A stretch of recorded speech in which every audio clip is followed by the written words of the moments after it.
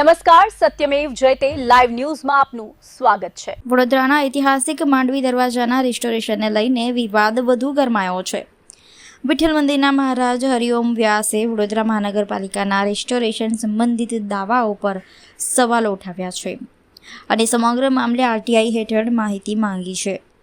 વડોદરાની ઓળખ સમાન ઐતિહાસિક માંડવી દરવાજાના જાળવણી અને રિસ્ટોરેશનના કામમાં ગંભીર બેદરકારી થઈ રહી હોવાના આક્ષેપો સામે આવ્યા છે।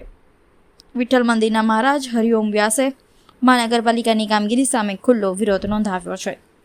મહારાજ હરિઓમ વ્યાસના જણાવ્યા અનુસાર તેઓ છેલ્લા 436 દિવસથી ઉઘાડા પગે રહીને માંડવી દરવાજાના સંરક્ષણ માટે તપ કરી રહ્યા છે। તેમનો આરોપ છે કે મહાનગરપાલિકા દ્વારા રિસ્ટોરેશનની કામગીરી 20% પૂર્ણ થઈ હોવાનો જે દાવો કરવામાં આવી રહ્યો છે તે હકીકતથી દૂર છે। તેમણે જણાવ્યું કે કામગીરીની વાસ્તવિક સ્થિતિ જાણવા માટે આરટીઆઈ હેઠળ માહિતી માંગવામાં આવી છે, પરંતુ પાલિકા તંત્ર તરફથી સ્પષ્ટ માહિતી આપવાના બદલે ગોળમટોળ જવાબો આપવામાં આવી રહ્યા છે। રેસ્ટોરેશનની કામગીરીમાં પારદર્શિતા જળવાય અને લોકો સમક્ષ સાચી માહિતી આવે તેવી માંગ પણ તેમણે કરી છે। આજે મારા તપના 436માં દિવસે હું મહાનગરપાલિકાની કચેરી આવ્યો છું, જ્યાં મેં આરટીઆઈની માહિતી માંગી છે માંડવી હેરિટેજની, કે એની કેવી રીતની કામગીરી ચાલી રહી છે, કેવી રીતે મહાનગરપાલિકાએ ટર્મ્સ એન્ડ કન્ડિશન કર્યા છે, કઈ મટીરિયલ વાપરશે, વિસ્તૃત માહિતી મેં માગી છે કે જેને લીધે ખબર પડે કે માંડવીનું કામગીરી કેવી રીતે ચાલશે।